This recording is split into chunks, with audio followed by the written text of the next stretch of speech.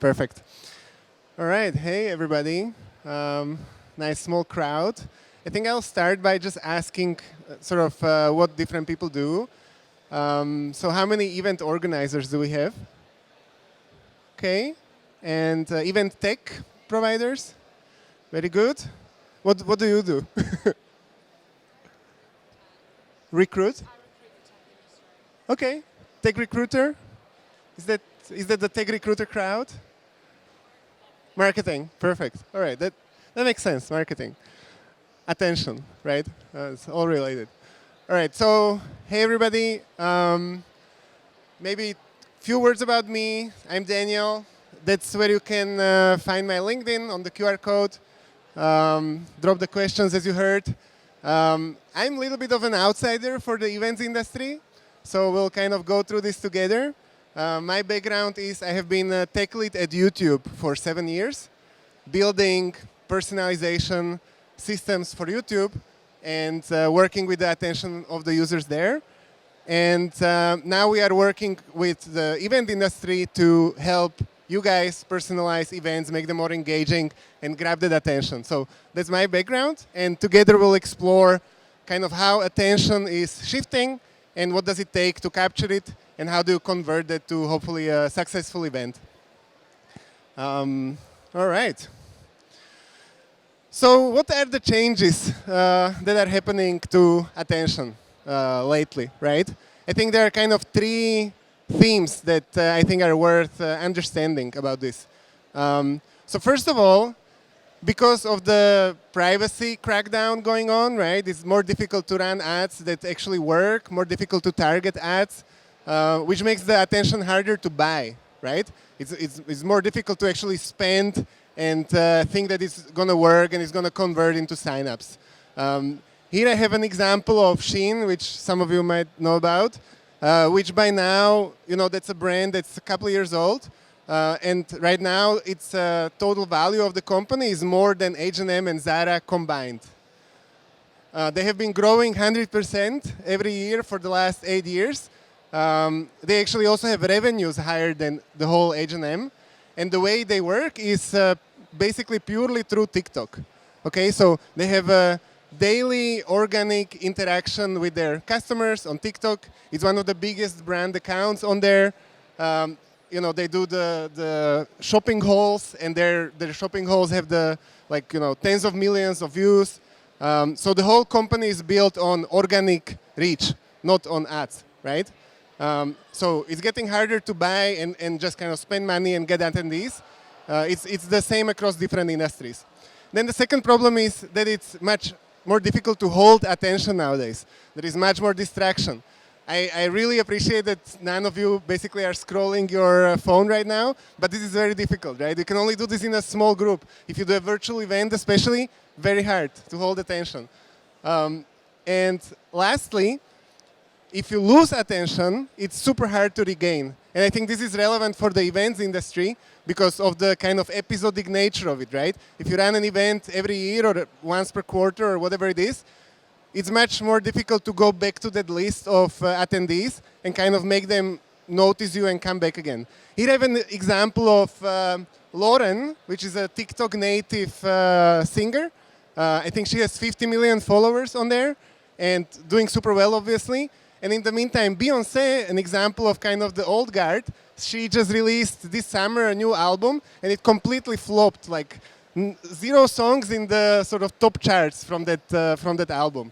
And actually that made her join TikTok. So Beyonce now has a TikTok account, and I think she got like 3 million followers in 24 hours, so she's like catching up. Obviously it's Beyonce. But it just shows you the power of somebody who interacts with their audience and has a relationship every day. It's just going to crash whatever came before. And so that's like for people trying to get attention to their events. I think that's an important understanding. All right, so harder to buy, harder to hold, even harder to regain. So this is pretty grim. I have a few kind of tips in here, just in general, before we get into the nitty-gritty details. So for ads, it's important to target ads really well. Where before you could rely on the ad technology to do it for you, because there was the cookies following people around the internet, people now don't like that, they like privacy, so you have to figure out other ways to target them, right? You have to use your own data, you have to know more about your attendees, and then you have to translate that knowledge into targeting your ads better. And then obviously organic, right? So nowadays you have these big social platforms that make it even easier to build following. It's not like Facebook or YouTube where you need a lot of subscribers. You know, on TikTok, if you have good content, it can go super fast. So I think those two tips on that side. In terms of holding attention, I think building a relationship is really important. Like if you just have a brand, you know, even Tech Live, there is the Adam, right? The guy who kind of everybody knows, and he's kind of the face of the operation. And I think that's kind of why it works. If it was just the logo, not as interesting, right? So I think it's really important to have a relationship, not just engagement, not just clicks, but an actual relationship. And then, you know, make your event relevant, right? When people show up, give them kind of what they came for, from the first interaction to the last. And that's kind of what we will talk about today, about personalization and how to use data to do that, right? And then lastly, I think there is a big trend in events about building a community that lives between the different events, right? To kind of maintain attention. So you don't have to, you know, email a cold list, but you can have a kind of pre-warmed set of people that kind of know about you. And that's, you know, all the tech platforms on the floor are launching some sort of community value prop, right? And that's to kind of maintain that attention so that you don't have to go from scratch the next time you run your event. All right, so now we are getting complicated here. So here is kind of how I think about it, right? When you think about events, and because I'm kind of an outsider, I put it in context with other industries, right? So I have kind of three chunks here. I have the people who use data really well to grab attention, right? The YouTubes and TikToks of the world. They have custom systems, custom data pipelines, machine learning, really optimized to kind of give everybody what they want, right? These guys. Then you have e-commerce. And that's a whole industry of how do we sell stuff to people online. And that whole industry in the last 5 years transformed from where maybe events are today closer to the big platforms of the world. In e-commerce, it's very common that you already have all your customer data in one place. You pull it out of your email system, your CRM, your transaction system, your shop. You pull it all together, you understand it, and you push that understanding back to those tools to kind of give people something more relevant to chew on, to click, and to buy from you. That's e-commerce. So this kind of transformation already happened there. And I think it's kind of coming to events because it's, you know, it's inevitable that whoever wants to win at events needs to kind of grow on this curve, right? And I think, you know, events, I put them last, partially because I don't know much about the industry, but partially because when I chat with people, it's still not guaranteed that an event organizer will sort of have their attendee data centralized from across all kinds of different tools and synchronized in real time and really understanding the data. So that's why I think, you know, we are kind of here. And the more you invest into doing this better, the more ROI you get, the more attention you get, and then everything kind of works better, right? So I think this is basically the next 5 years of event industry in terms of data. It's going to kind of try to climb this little hill. It's a pretty big hill, actually. All right. Now, how do we create this change, right? How do we start caring about data? How do we start optimizing this stuff? It all starts with metrics, right? Like only what you measure, you can improve, and only what you measure, you can kind of align people around to push together, right? So you can put it as a target. Hey, Chief Information Officer of our company, here is a target we want to drive, right? And then a change can happen, and you know the investment can happen within your companies. Here I have a suggestion for a couple metrics that I think are worth tracking, because I think that a lot of the time events are tracked in a kind of very simplistic way, right? The butts in seats and all this basic stuff. We need to, I think, get beyond it and track actual success of the different stakeholders involved in an event, right? So I have attendees, speakers, and sponsors, right? Those are the three different groups you want to make happy, and then your event works better. And these groups sometimes compete, right? So you have to figure out a way to kind of please attendees, without upsetting the sponsors too much, or please sponsors without upsetting the attendees too much by spamming them with too many offers, right?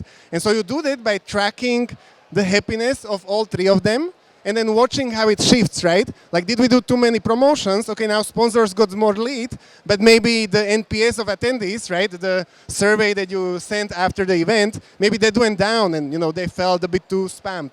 So that's why you need to track all these things. Then you think about, okay, what am I kind of really after? Do I want to increase watch hours? So that's like attendees watching the content, right? Both for virtual, and now we can check into sessions, also works for physical events. We can do monthly active users in our community, right? That's about the engagement over time. And then same for sponsors. Obviously, you want to track as close to the conversion for sponsors as possible. Did they actually get value, or did they just get a lead list that didn't do anything for them? And then speakers, are you activating your speakers? Are they actually bringing more attention to your event? Are they referring other speakers, other sponsors, attendees? I think that's really key to track all of this stuff. And I think the event industry is kind of in a little bit of a crisis, especially the virtual part of it. So I would quote Churchill, I think it was, never let a good crisis go to waste. So I think it's time, during crisis, it's easier to establish new metrics, because when stuff works, like, why would you change it, right? But if stuff doesn't work, now it's time to put a new metric, new North Star, and then follow it. And then that's how you drive change.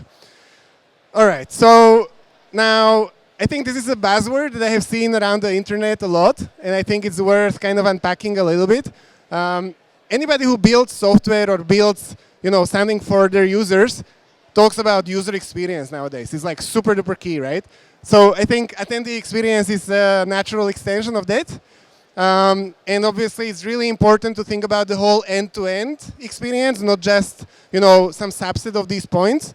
So from how you market your event, the whole registration process in the software, how you warm people up with messaging before an event, and then the whole what's happening during, are they achieving goals in those different steps, and then afterwards, did they get value, did they get those follow-ups?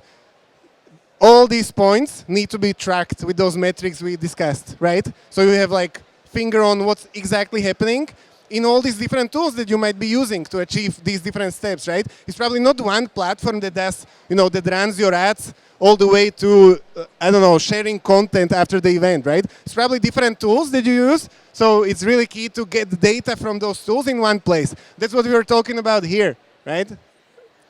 User data in one place, right? Get it all together. Like this, right? So first step is collecting the data in one place.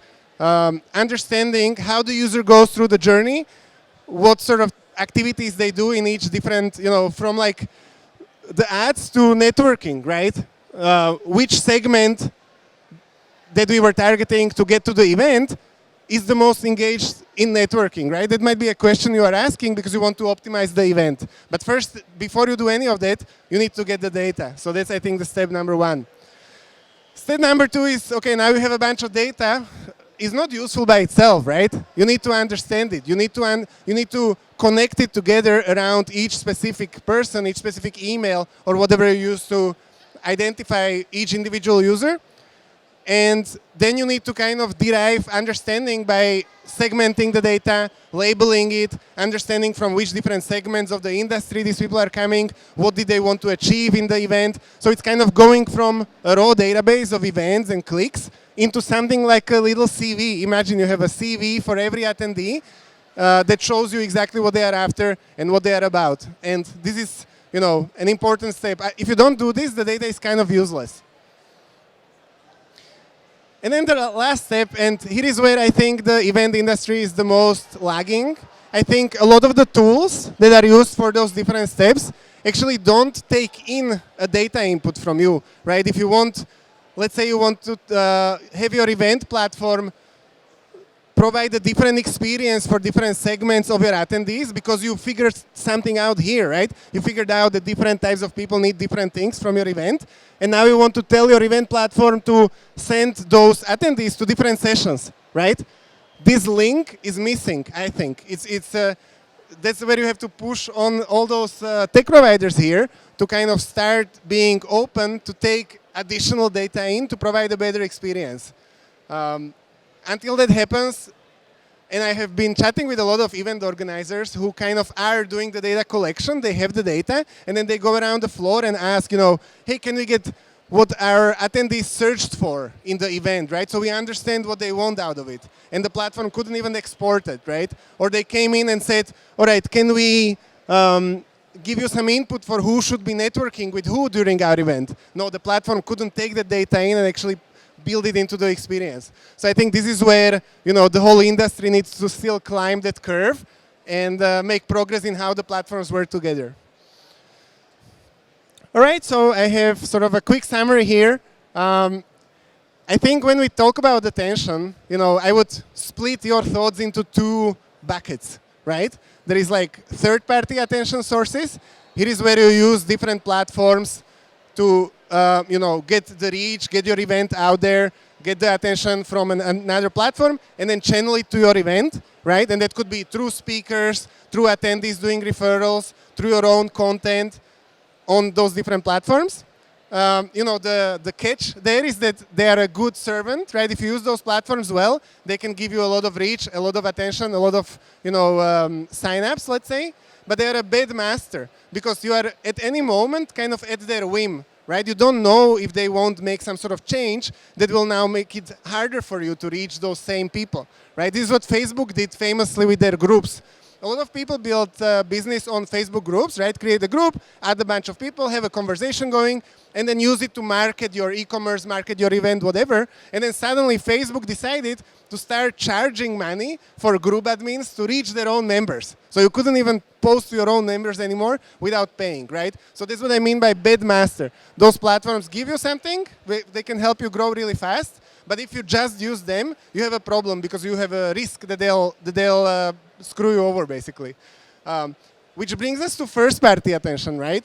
As much of what you can generate on your own, from your own data by having a direct relationship with attendees and other people in the industry, that's something where, okay, you are, like, this is a lot of work, right? Like centralizing the data, understanding it, providing a good experience. So it's more work, but you have more control over it, right? You have a direct connection with attendees. Nobody is going to, unless they switch their email, nobody is going to take that away from you, right? And so I would put it in the bucket of first-party attention, where you need to collect the attendee data, model to understand it, who wants what, users' preferences, and then put it to action by pushing it back into those tools. So I think it's useful to, when you plan, let's say, Q1, your investment in, okay, how are we doing this? I would plan your budget and efforts and projects in those two buckets, right? What are we doing on the top of the funnel, on social? How are we building a relationship there? But then how we are very fast channeling it to direct connection, where we kind of lock it in and have more control, and then can work with those people. Cool. All right. And this is an offer that I have special for ETL. If you are already thinking about data, and it can be marketing, it can be for on the tech side as well. I'm very happy to, no strings attached, have a call with you, review exactly what you are thinking about, how are you planning to do this transformation in your team. Happy to work with your tech guys if you have them. No strings attached. I'm not going to push any vendor. We don't have an event organizer app or anything, so I have kind of nothing to push. And I'm happy to help out with this. So, again, just connect with me, and I'm happy to just chat about attention. I'll say one last thing, which is what we actually work on, right? So Superlinked is a personalization engine, right? So it's the same technology that YouTube or TikTok might be using to give you the next cool thing in a feed and make you scroll and make you interested, right? And follow a creator and then have a relationship with them. It's the same technology that understands their users and then figures out what to give them. But we have built it as a product, right? We have built it as a product. We are working with social networks and e-commerce companies, and we are now exploring collaborations in the event industry, because I think it's, despite of it being at the start of that curve, I think it's sort of ready to start taking the next step and making events more engaging, more relevant from the first moment somebody signs up, really understanding what they want and giving it to them at every step of that whole journey that I described. So that's what we do. And yeah, are there any questions? Thank you.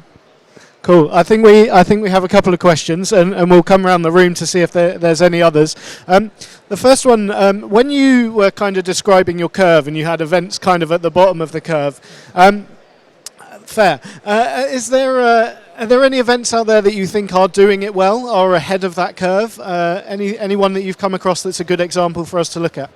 Yeah. So I have been at the Web Summit. That was 2 weeks ago, right? Very big tech conference. And they have their own app, and you get into the app.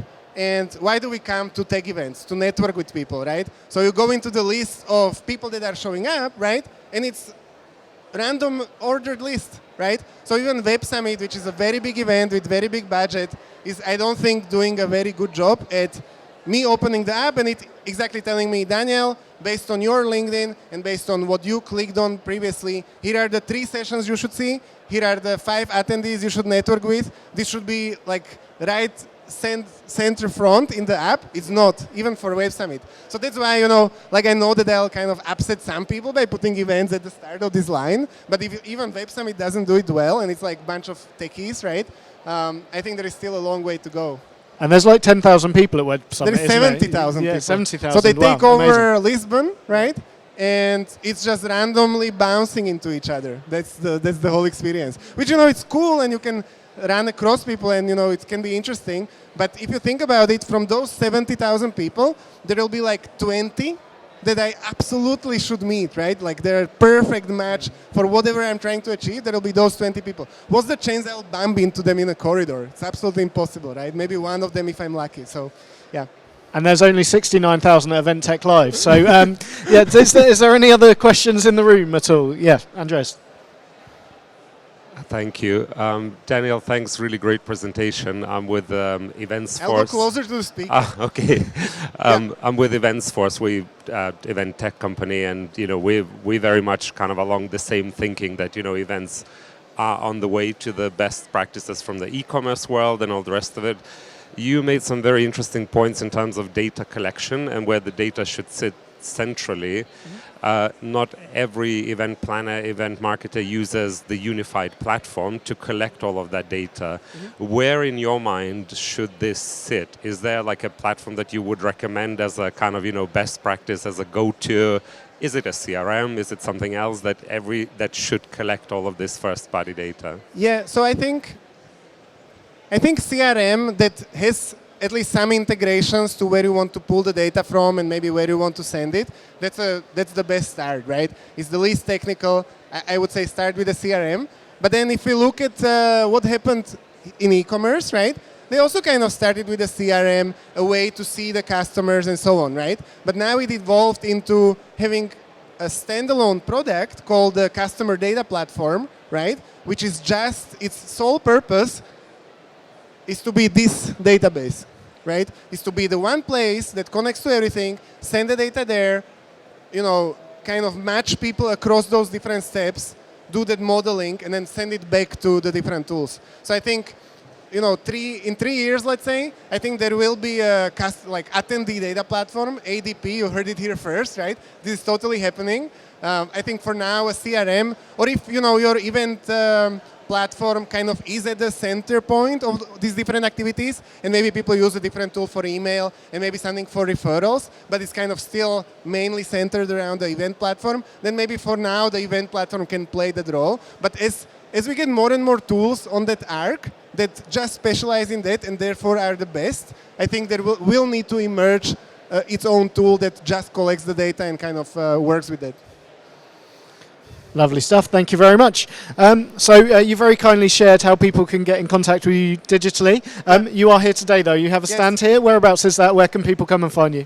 We have a stand for the rest of the day, and I think it's basically in that corner next to the other. So there is another stage there. I think it's called the Innovation Theater. We are right next to that, basically. Perfect. Amazing. Well, thank you very much, everyone, for joining us. Hope to see you for another session today. And finally, very much thanks to Daniel. Thank you. Thank you, Craig.